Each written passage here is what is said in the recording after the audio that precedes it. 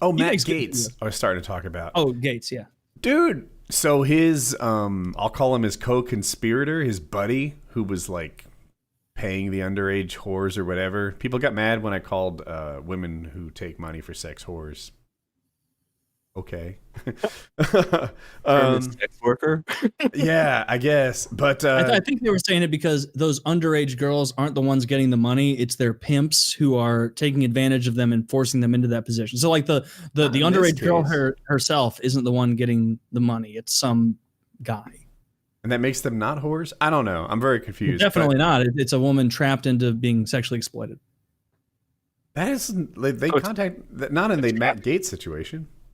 I thought she was an underage girl that was coerced into having to do these. But things. there's no pimp involved or anything. They picked her up like at college directly. I think she put herself on websites and like I'm pretty sure there's no pimps involved. But, I'm not.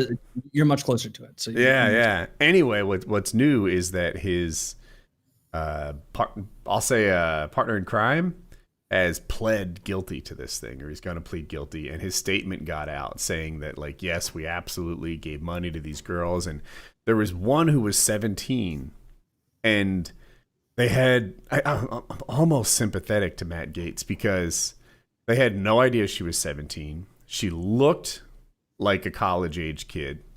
If you're in college, you're probably 18.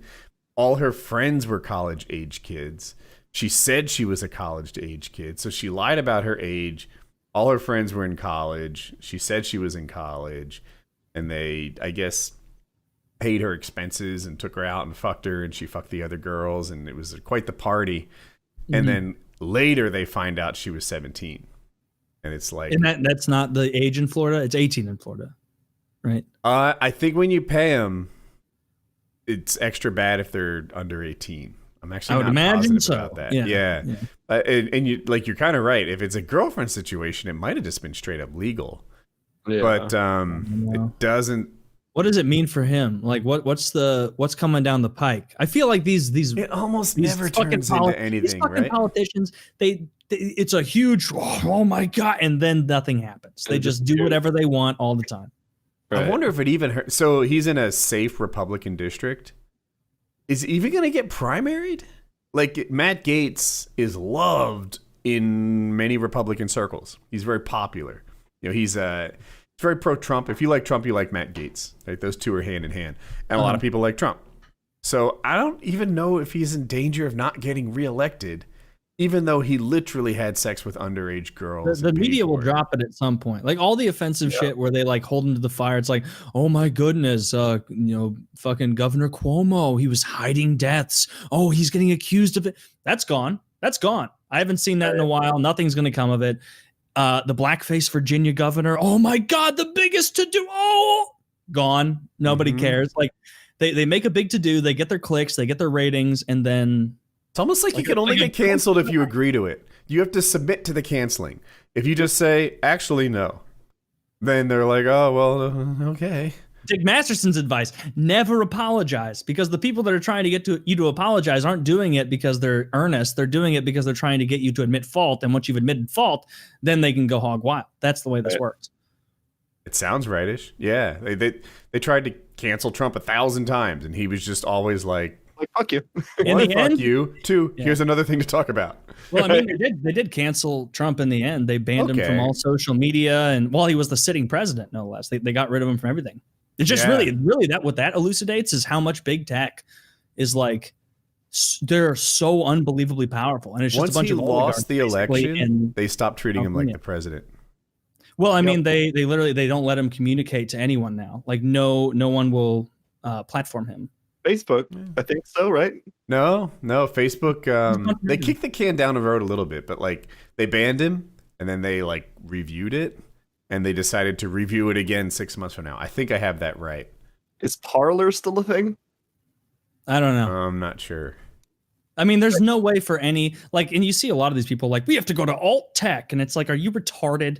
You think that these alt tech platforms have any chance of unseating Twitter, Facebook, YouTube, Instagram, Google? Like you're delusional. The government and those companies are incestuous. Like they're not gonna be like, oh, there's a new free speech platform and we're gonna get behind that. Like no, like the board is set, the pieces are there. That's what we're working that the government is tied into which platforms become popular. I think it's incredibly difficult to unseat them. It happens every once in a blue moon. MySpace was beat by Facebook, and eBay seems to be beaten by Facebook. That was before the politicization of the politicization, is that the word of it? Like when MySpace was unseated, it was because it was purely just a, hate to say the free market shit, but like Facebook was better. It was better. Whereas with this, like, yeah, these big companies are the biggest donors in many cases to politicians, and so like they're going to support them regardless. Like Mark Zuckerberg didn't pour $300 million into get out the vote for Democrats in Georgia to lose money. He's not the guy that's gonna. It's like, oh my God, you're gonna pay higher taxes. Zuckerberg put $300 million into the Georgia election. Yeah, the get out the vote in Georgia, and so like these guys are not the ones paying the taxes at the end of the day. Like it may be, higher taxes for businesses. Really, you think Facebook, Instagram, and Google are going to be paying those taxes? They've got a million shell companies everywhere, and they're not paying shit. Like it's just going to hurt middle class. When I worked at Cisco, I was involved in a project on that. Basically, we took all our sales over the internet in America, and they're like, we can avoid taxes by taking these systems, making a copy of them in like outside America and Europe and here and there, and then any sales that like didn't actually happen in America no longer pay American taxes, and that was a big thing, which I guess is the legal right way to do it, but it's still avoiding American taxes. It's the legal way. But is that legal loophole there because it makes sense or because a bunch of rich people like lobbied for that to be made? I can argue that it makes like, so if I make a product in whatever, Taiwan, and sell it to Amsterdam, why are American taxes being paid? I mean, if it's a company based here. Okay. So you think America should get a piece of all the companies based here? Yeah, definitely. Okay. They're definitely getting some benefit from it, from being an American company where the R&D happened, where the education for these products was created, etc. They're typically American engineers who are inventing this shit. Like there's an argument for what you said. There's an argument against it too. Like this sale had nothing to do with America. I have to leave America if you're going to take a piece of everything, because I can't make something in Ireland and sell it to England and then pay American taxes. How's that like, what'd you even have to do with this? So yeah, and that's fair enough too. I'm too stupid to know how all that shit should work out. Me too. I feel like the biggest fear of American business right now is like, if we make them pay taxes, they're going to go to China or India or Europe. They're not going to stay here. They were doing that. Yeah. There was like kind of an exodus where companies would go to Ireland was a big one. Right. You got to put punishments on them. You got to be like, oh, you're going to outsource? Really? You're going to remove a lot of American jobs? Okay, well, here's the tariffs or whatever you're going to be paying to get your product back in. And you make it so much of a punishment that they have to keep jobs here. And if that makes products a bit more expensive, like at least all the middle class people who worked here and were getting their salaries, like that's more beneficial to them. Valid. Yeah, that's a neat idea.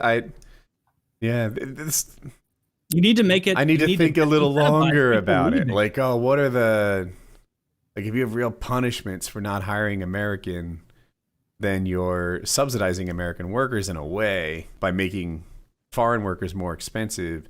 Could that make American workers less competitive? Like that's the problem, right? Like if outside workers suddenly cost an extra $30 an hour for no real reason, then we get to be $30 an hour less productive before we break it even, and that might make us suck or be uncompetitive and have poorly run manufacturing plants or whatever. I mean, we barely have any manufacturing plants of anything because it's all been outsourced that way. And what we've seen is that the outsourcing of that destroys middle class towns and working class people. And so like if goods are a bit more expensive because you have to levy these things, that's way preferential to like entire towns in like Pennsylvania and the Rust Belt being hollowed out because there's no longer any jobs. Like that's tremendously inefficient and bad for us to. And then now think of the cost of taking a bunch of people in the U.S. and putting them on effectively welfare. Their job has been taken. They're not highly educated. They can't jump somewhere else.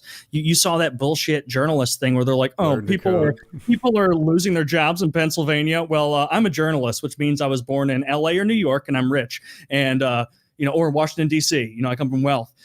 Learn to code, idiot. And it's like, how callous can you be? How fucking callous can you be to someone who spent their entire life in the same trade and then they're 42, 43, whatever it is, and it's torn out from under them? Learn to code? Fuck yourself. Fuck yourself. Like right. that is unbelievably callous. And I like Andrew Yang's line on it. He's like, the people who think that coal miners should learn to code have had neither of those jobs. And it's like, yeah, that's so true. That's so valid. And like, I just hate that coastal, especially journalist thing, where it's just shitting on working class people. They'll pretend like we're working class fighting people. We're fighting against the establishment. It's like, really, you work for the Washington Post, owned by the richest man in world history. You're fighting the establishment, really? You wake up at noon, look on the fucking computer for 2 hours, and write for 2 hours, and get paid for $40 an hour for it. Like.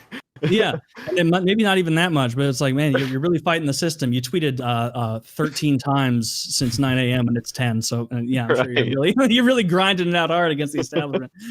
It's just it's annoying. It's annoying to see that. Just the absolute derision and hate that a lot of people you see on the coast have for like normal people in Pennsylvania and the Rust Belt who have these jobs that they see as like, oh, lesser than. I would never do that. I would never work on a pipeline. Really? If that was your only option, you're not educated and you don't come from wealth, you wouldn't work on the pipeline to provide for your family. It's like that's what they were born into. Pipeline pays well. I think the pipeline guys hate the coastal guys just as much. True. Oh, yeah, for sure. But I would say that their hatred is more accurate because do those coastal guys, or I'm sorry, one of those sides has huge amount of reach and voice in the media, augmented, and the other side are dirt farmers who don't have any institutional power whatsoever. And so like it's absolutely a mismatch as far as influence. I hear you. I mean, I learned to code and I didn't feel like I had anyone helping me. Like I worked in a group with like trying to get the numbers right. My group had like 20 people. There were like 18 non-Americans. And it's like, I'm not getting any protection here. We're straight up importing people from India to get all these jobs. We're like, I'm not feeling like I'm some influential media person